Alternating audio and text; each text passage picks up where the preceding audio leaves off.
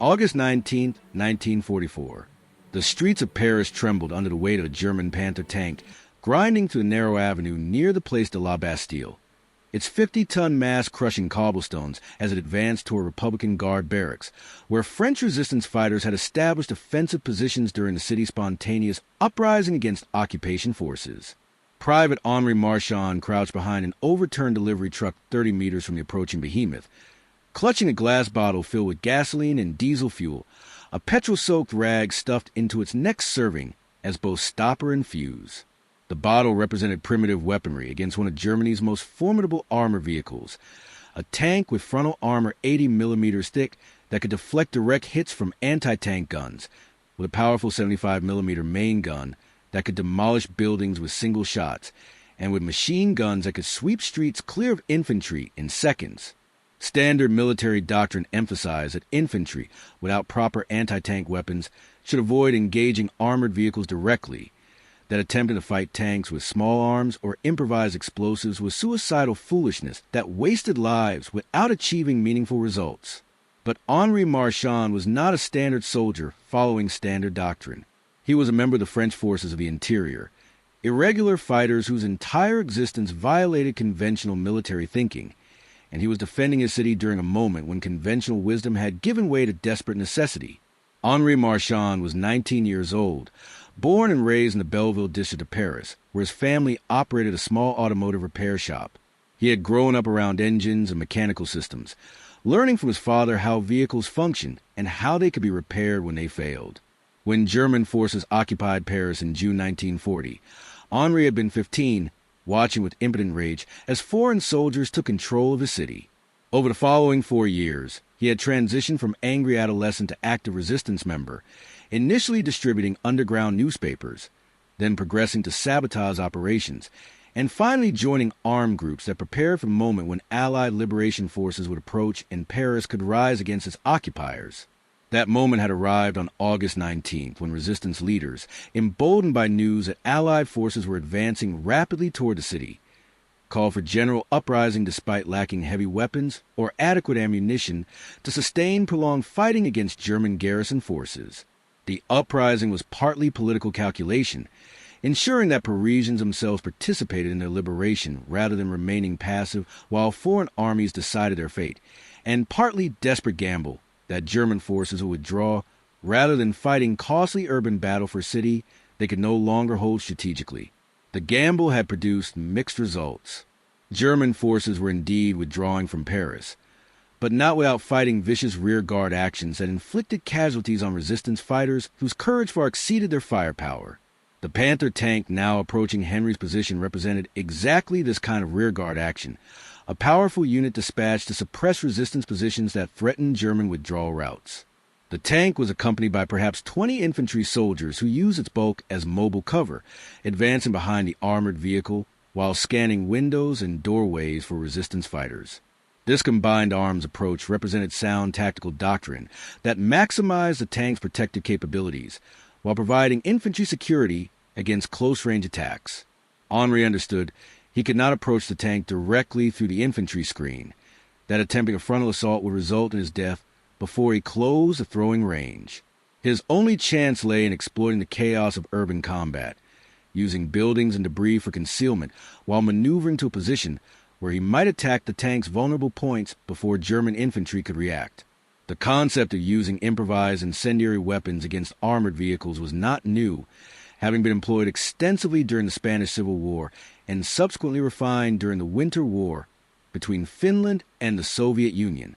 The term Molotov cocktail originated from that conflict. Finnish fighters naming their improvised firebombs sarcastically after Soviet Foreign Minister Vyacheslav Molotov, who had claimed Soviet bombers were delivering food aid rather than explosives during attacks on Finnish cities. The Finns responded that if Russians were bringing food, Finns would provide cocktails, and the name stuck for the gasoline-filled bottles that Finnish soldiers threw with devastating effectiveness against Soviet tanks during the winter of 1939. The weapon worked through thermal attack rather than explosive force, relying on burning fuel to penetrate vulnerable areas where armor was thin or absent, particularly engine compartments and ventilation systems that required air circulation and therefore could not be completely sealed. If flaming fuel reached engine components or entered crew compartments through ventilation intakes, it could cause catastrophic failures or force crews to abandon vehicles to avoid being burned alive. But effectiveness required precise targeting of vulnerable points, typically on rear or top surfaces where armor was thinnest, and required surviving long enough to reach throwing range against vehicles specifically designed to kill infantry at longer distances. Henri had manufactured the Molotov cocktail. He carried using materials scrounged from abandoned vehicles and destroyed buildings, mixing gasoline with diesel fuel to create liquid that would burn hot and cling to surfaces rather than running off or burning out quickly. He had tested the mixture the previous day, throwing a practice bottle into an alley and confirming it produced sustained flames that would not extinguish easily. The bottle itself was heavy glass from a wine bottle, thick enough to survive handling, but thin enough to shatter on impact and spread burning fuel across the target. The petrol-soaked rag would be ignited just before throwing, providing reliable ignition without the elaborate triggering mechanisms that some recipes included, but which risked failing at critical moments. The entire device was crude by military standards, but Henri understood from his mechanical background that simplicity often proved more reliable than sophistication, that a weapon which worked with basic materials and simple execution was superior to elegant designs that required components unavailable in occupied cities where every resource was scarce and improvisation was necessity rather than choice. The Panther tank advanced steadily up the avenue, its commander apparently confident that resistance fighters lacked weapons capable of threatening his vehicle. This confidence was largely justified. The resistance possessed rifles, pistols, and scattered submachine guns, weapons essentially useless against armored vehicles beyond harassing accompanying infantry. A few resistance groups had acquired Panzerfaust anti-tank rockets from captured German stocks, but these were jealously guarded and reserved for defending critical positions rather than being expended on single tanks during fluid street fighting. The Panther's crew understood this tactical calculus, advancing aggressively rather than cautiously, using their vehicle's psychological impact to suppress resistance as much as its actual firepower. The psychological effect of tanks in urban combat was substantial.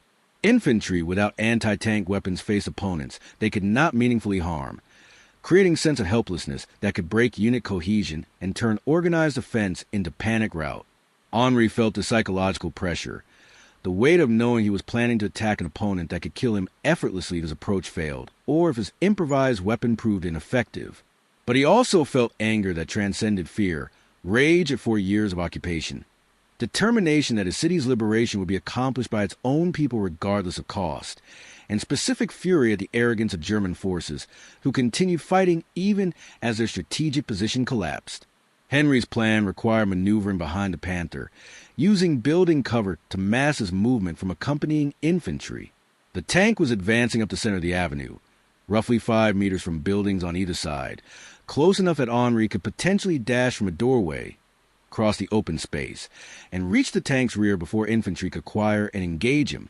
The critical variables were timing and distraction. He needed the tank crew and infantry focused forward on the resistance position they were attacking, needed some event that would draw their attention, and create the few seconds he would require to cross open ground and deliver his attack. Providence provided that distraction at 0947 when resistance fighters in the Republican Guard barracks opened fire with a captured German MG-42 machine gun. The distinctive high rate of fire buzzsaw sound instantly recognizable and dangerous enough to command full attention from German forces. The Panther's turret traversed toward the threat, its commander identifying a machine gun position and preparing to engage with the main gun. The accompanying infantry took cover behind the tank, focusing forward on the threat, temporarily unconcerned with rear security because they believed no significant resistance forces were positioned behind them. Henri moved before he could reconsider, sprinting for his covered position in the doorway, crossing 5 meters of open pavement in 3 seconds while his hand reached for the lighter in his pocket.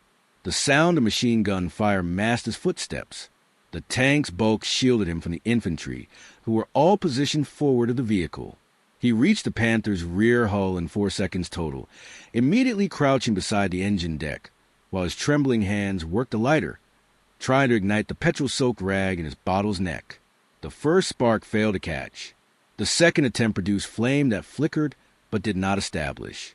Henri's heart hammered against his ribs, Knowing that every second he remained exposed increased the probability someone would notice him, knowing that discovery meant certain death.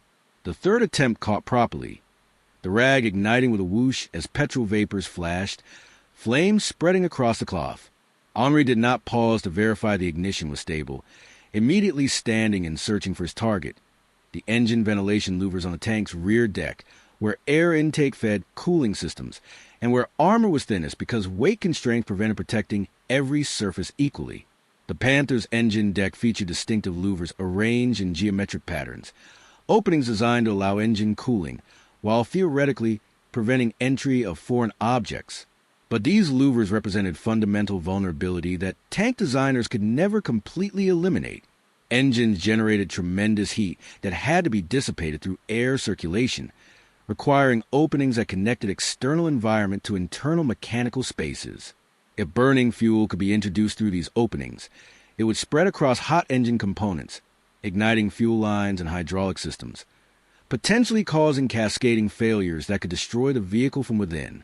Henri understood this theory from his automotive repair background, understanding that engines were not sealed units, but rather complex assemblies with numerous potential failure points if exposed to fire or foreign materials. He also understood that he had perhaps 1 second to throw his bottle before someone noticed him, one chance to hit a target roughly 50 centimeters square from a distance of less than 2 meters, and that his survival likely depended on the chaos that would follow a successful attack, because remaining near the Panther once his attack was discovered would be immediately fatal. The throw was awkward, Henri's position too close for normal throwing motion, forcing him to execute something between a throw and a placement, swinging his arm in an abbreviated arc and releasing the bottle toward the engine louvers. The bottle tumbled once, its burning rag leaving a spiral trace of flame and smoke, then impacted directly on the rear deck louvers. The glass shattered on impact, the distinctive sound of breaking glass somehow audible despite the machine gun fire and engine noise. Burning fuel splashed across the engine deck, some spilling across external surfaces, but a significant quantity flowing to the louver openings into the engine compartment below. The effect was not immediate. For perhaps 2 seconds, nothing visible occurred beyond burning fuel on the external deck. Henri was already moving, sprinting back toward the covered buildings, knowing his survival now depended on reaching protected position before German infantry recovered from surprise and began engaging him. He covered 4 meters before the first shout indicated someone had seen him. He reached 7 meters as rifle shots cracked, rounds snapping past but missing in confusion. He threw himself through a doorway at 10 meters, rolling across rubble-strewn floor while bullets impacted the wall beside him, searching frantically for additional cover deeper in the building. Behind him, inside the Panther's engine compartment, Henri's burning fuel had found multiple targets. The Maybach HL-230 engine that powered the Panther was a sophisticated 12-cylinder design producing 700 horsepower, but this power came at cost of tremendous heat generation and complex systems for managing fuel, oil, and cooling. The engine compartment was crowded with pumps, lines, and reservoirs carrying flammable liquids under pressure, all operating at temperatures exceeding 100 degrees Celsius. When burning fuel from Henri's Molotov cocktail entered this environment, it encountered conditions ideal for rapid fire spread. Burning liquid splashed across hot manifolds and turbochargers, igniting fuel vapors that accumulated in poorly ventilated spaces. Flames reached rubber fuel lines that immediately began burning, releasing pressurized gasoline that fed the growing fire. Within 10 seconds of Henri's bottle breaking, the engine compartment was fully involved, flames spreading across every surface and beginning to compromise structural components. The Panther's fire suppression system, an automatic device designed to flood the engine compartment with carbon dioxide when temperatures exceeded critical thresholds, activated and briefly suppressed the visible flames. But the suppression system was designed to handle engine fires, controlled events involving failed components, not the introduction of external burning fuel that reignited immediately after the carbon dioxide dissipated. The tank's crew recognized their situation within 15 seconds of Henri's attack. The driver, seated forward the engine compartment but connected to it through bulkheads and air circulation systems, felt temperature rise dramatically and smelled burning fuel and rubber, distinctive odors that signaled catastrophic engine fire. He immediately shut down the engine and activated manual fire suppression, but by this point the fire had exceeded capability of onboard systems to control. The tank commander, initially focused on engaging the resistance machine gun position, received frantic reports from his driver about the engine fire and made the critical decision that would save his crew's lives. He ordered immediate evacuation, recognizing that remaining inside a burning tank with full ammunition load and fuel tanks was suicidal foolishness regardless of the tactical situation. The crew began emergency exit procedures, hatches popping open as 5 men scrambled out of their disabled vehicle into the middle of a firefight, more concerned with escaping flames than with tactical positioning. German infantry, seeing their armored support suddenly transform from intimidating weapon platform into liability that drew fire and provided no cover, began withdrawing down the avenue. Some soldiers pausing to provide covering fire for the evacuating tank crew, while others simply fled towards safer positions. The fire inside the Panther's engine compartment continued intensifying despite the crew's evacuation, fed by fuel lines that continued leaking even after pumps were shut down, by oil reservoirs that cracked under heat exposure and spilled lubricants that burned with thick black smoke, and by the accumulated debris and maintenance materials that crews always carried in the engine compartment's accessible storage areas. Within 90 seconds of Henri's attack, flames were visible externally, smoke pouring from the engine deck louvers and from gaps around hatches that had not sealed properly during the crew's hasty evacuation. The Panther sat immobilized in the middle of the avenue, burning steadily, no longer a tactical asset, but rather an obstacle that blocked the street and provided cover for resistance fighters who could now advance behind the disabled Hulk. The psychological impact of this reversal was immediate and substantial. Resistance fighters who had been falling back under pressure from the advancing tank now rallied, recognizing that their opponent was not invincible, that courage and improvised weapons could neutralize sophisticated military equipment if applied with sufficient skill and determination. The sight of German infantry withdrawing in disorder, abandoning their disabled tank and their wounded, provided tremendous morale boost that spread beyond the immediate engagement to other resistance units throughout the sector. Henri remained in his cover position inside the damaged building, watching through a shattered window as the Panther burned, barely able to process that his desperate gamble had succeeded. He had expected to die in the attack, had accepted this probability as the price of striking back against occupation, and now found himself alive and witnessing the destruction of a weapon that minutes earlier had seemed unstoppable. Other resistance fighters began appearing, emerging from buildings and advancing cautiously toward the burning tank, weapons ready for German counterattack that did not materialize. A squad leader named Marcel Durand located Henri in his hiding position, grabbing him by the shoulders and shouting questions about how he had managed to disable the Panther. Henri stammered explanations about the Molotov cocktail and the engine ventilation louvers, about understanding vehicle vulnerabilities from his automotive repair background, about seizing the moment when German attention was focused forward. Durand listened with growing excitement, recognizing that Henri had demonstrated a technique that other resistance fighters could replicate, that improvised incendiary weapons could be effective against even heavy armor if applied to vulnerable points with courage and tactical sense. The strategic implications of Henri's success extended beyond the immediate tactical situation. German forces withdrawing from Paris relied heavily on armored vehicles to cover their retreat, using tanks and armored cars to suppress resistance while infantry and support elements evacuated. If resistance fighters could neutralize these armored vehicles using improvised weapons, German withdrawal would become far more difficult and costly, potentially trapping significant forces in Paris where they would face destruction or capture when Allied forces arrived.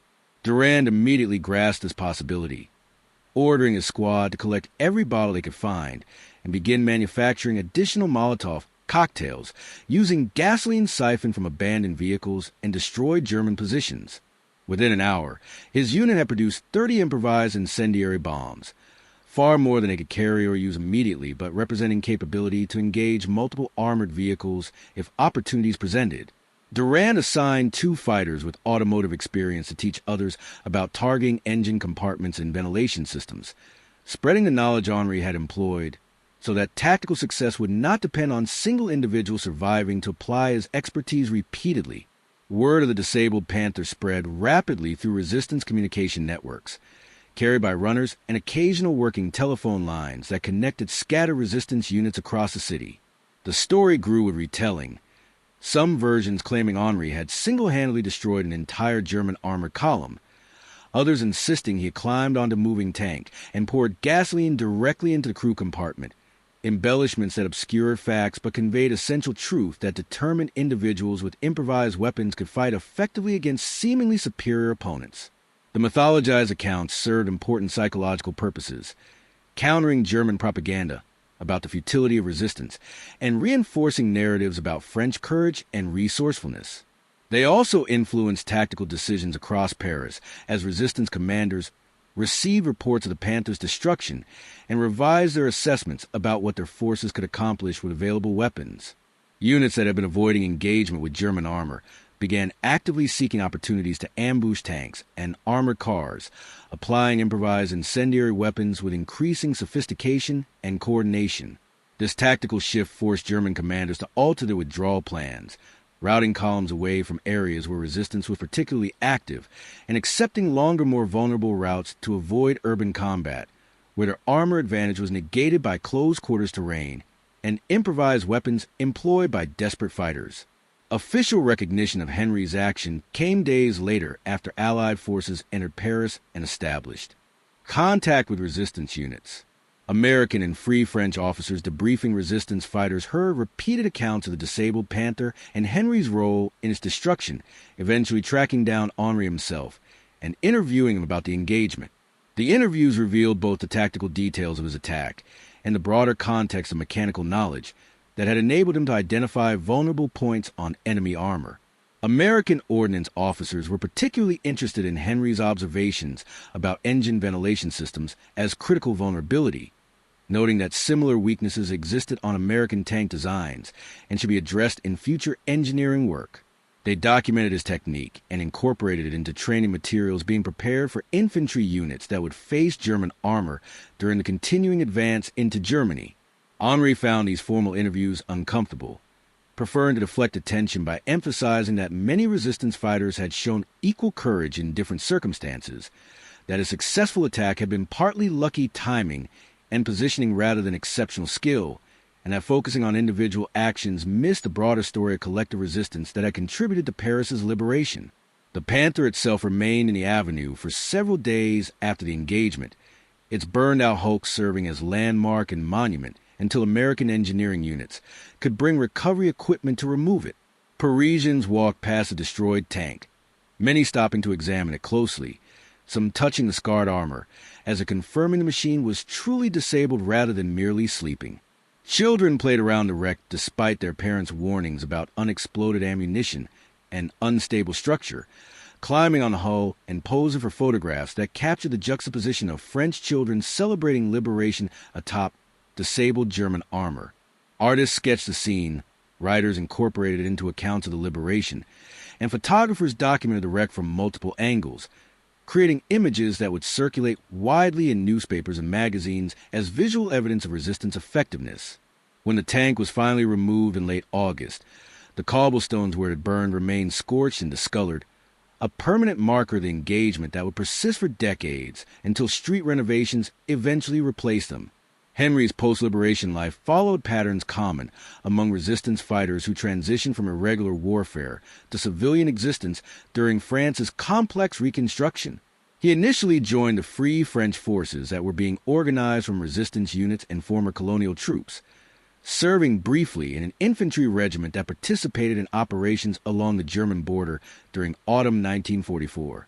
But military discipline and conventional command structures suited him poorly after years of irregular fighting where initiative and improvisation were prized over adherence to regulations. He requested discharge in early 1945, returned to Paris where he resumed work in his family's automotive repair shop, and attempted to rebuild life disrupted by 4 years of occupation and 6 months of active resistance. The transition proved psychologically difficult. Combat experiences created perspectives and memories that could not be easily communicated to people who had not shared them, while the intensity of wartime existence made normal civilian concerns seem trivial and meaningless.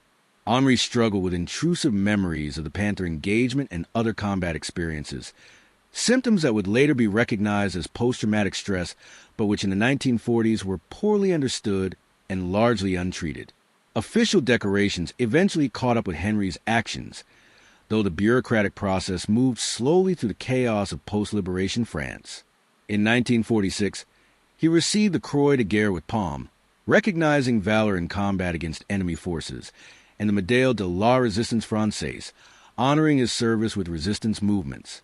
The medals were presented during a ceremony at the Hôtel de Ville where dozens of resistance members received similar recognition, a mass event that captured little of the individual circumstances behind each decoration. Henri attended wearing his father's suit, having no military uniform appropriate for the occasion, and accepted his medals with brief thanks before retreating to crowd where he felt more comfortable than on the presentation platform. Fellow resistance members who had fought alongside him attended the ceremony. An informal reunion afterward meant more to Henri than the official recognition, providing opportunity to share memories with people who understood experiences that remained incomprehensible to civilians. These resistance veteran gatherings would continue throughout Henri's life. Annual events where aging fighters gathered to remember fallen comrades and to maintain connections forged under circumstances that created bonds transcending normal friendship. The tactical legacy of Henri's improvised anti-tank technique influenced post-war military training in ways he never fully understood.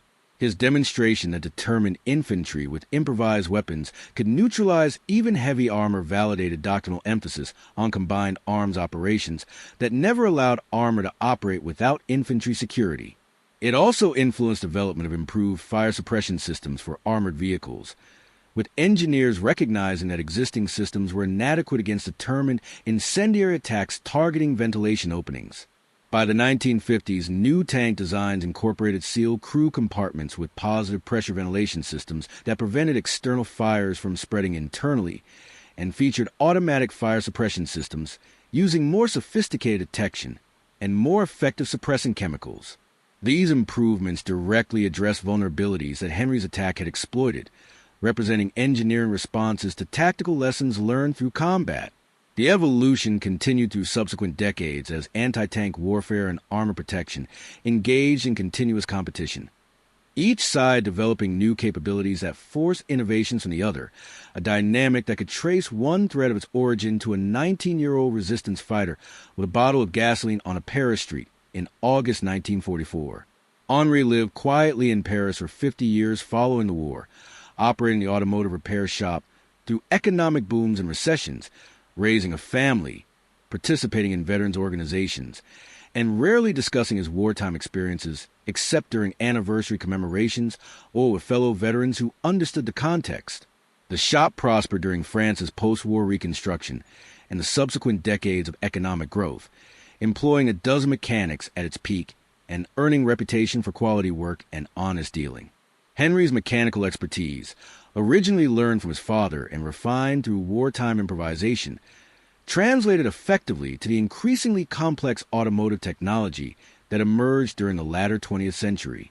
He adapted to fuel injection systems and electronic engine controls with the same practical problem-solving approach he had applied to understanding tank vulnerabilities, always emphasizing that mechanical systems, regardless of sophistication, ultimately function through physical principles that careful observation could reveal and understanding could exploit. Several of his apprentices went on to establish their own successful businesses, carrying forward not just technical skills, but also the philosophical approach Henri embodied, valuing practical knowledge over theoretical credentials, and emphasizing that complex problems often yielded to simple solutions if one understood underlying principles. The historical record of Henri's Panther engagement was preserved through multiple channels that collectively maintained accurate account despite the mythologization that accompanied its retelling. Official after-action reports filed by American officers who investigated the incident provided detailed technical descriptions and tactical analysis. Resistance unit records documented Henri's participation and the engagement's place within the broader street fighting during Paris's liberation. Interviews conducted by French military historians during the 1950s and 60s captured Henri's own account while his memory remained fresh and before post-war narratives had completely shaped how participants remembered events. Photographs of the destroyed Panther provided physical evidence of the engagement's outcome. These various sources, preserved in military archives and historical collections, ensured that accurate information remained available to researchers despite popular accounts that distorted details through exaggeration or simplification. Modern historians studying urban warfare and improvised tactics continue referencing Henry's engagement as illustrative example of how understanding vehicle vulnerabilities could enable light infantry to engage successfully against armored opponents who seemed invulnerable. Henri Marchand passed away in 1994 at age 69. His death noted in local Paris newspapers and in veterans organization publications that remembered his liberation service. His funeral was attended by family, friends, and a small group of elderly resistance veterans who delivered eulogies emphasizing his courage and technical expertise rather than sensationalizing his most famous action. The automotive repair shop closed shortly after his death, unable to continue without the personal reputation and expertise that Henri had provided. Tools and equipment were sold at auction, dispersing physical evidence of his post-war career. His medals and personal papers were donated to a military museum, where they joined collections documenting French resistance activities, available to researchers but rarely displayed publicly. The cobblestones where the Panther burned had been replaced decades earlier, leaving no physical marker at the engagement site except a small plaque installed by a neighborhood historical society in the 1980s, noting that liberation fighting had occurred in the vicinity. The plaque mentioned no names, offered no details, simply acknowledged that ordinary Parisians had fought for their city's freedom in August 1944. The enduring significance of Henry's story extends beyond tactical details about Molotov cocktails and tank vulnerabilities into broader themes about courage, improvisation, and the capacity of individuals to influence outcomes during moments of crisis. Henri was not a professional soldier with years of training and sophisticated equipment. He was a teenage automotive mechanic with improvised weapon facing an opponent who possessed overwhelming material advantage. His success resulted from recognizing that apparent invulnerability often concealed specific vulnerabilities, from understanding mechanical systems well enough to identify weak points, from possessing courage to act on this knowledge despite risks, and from exploiting brief tactical opportunity with decisive action. These factors, none individually extraordinary but collectively powerful, enabled him to achieve results that changed the immediate tactical situation and contributed to broader operational success. The pattern repeats throughout military history, wherever determined individuals identify opportunities that conventional wisdom dismisses, where technical knowledge reveals vulnerabilities that others overlook, where moral courage provides an act when probability suggests failure. Henry's achievement was not defeating a tank single-handedly, an impossible feat regardless of courage or skill, but rather understanding that defeating the tank was theoretically possible, identify how this possibility might be realized, and executing a plan that transformed theoretical possibility into actual outcome. The lessons from Henry's experience remain relevant for contemporary military forces despite enormous technological changes that separate World War II-era armor from modern weapon systems.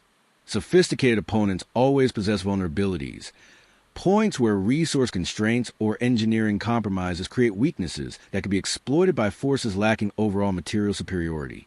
Identifying these vulnerabilities requires technical knowledge, creative thinking, and willingness to challenge assumptions about opponent invincibility. Exploiting vulnerabilities requires courage to accept risks that doctrine might discourage, and tactical skill to create situations where vulnerabilities can be attacked effectively. Modern militaries invest heavily in identifying and addressing their own vulnerabilities, while simultaneously working to understand opponent weaknesses that might be exploited. This continuous cycle of vulnerability analysis and capability development traces intellectual lineage through countless engagements where forces like Henri demonstrated that apparent material superiority could be negated by determined opponents who understood and exploited specific weaknesses.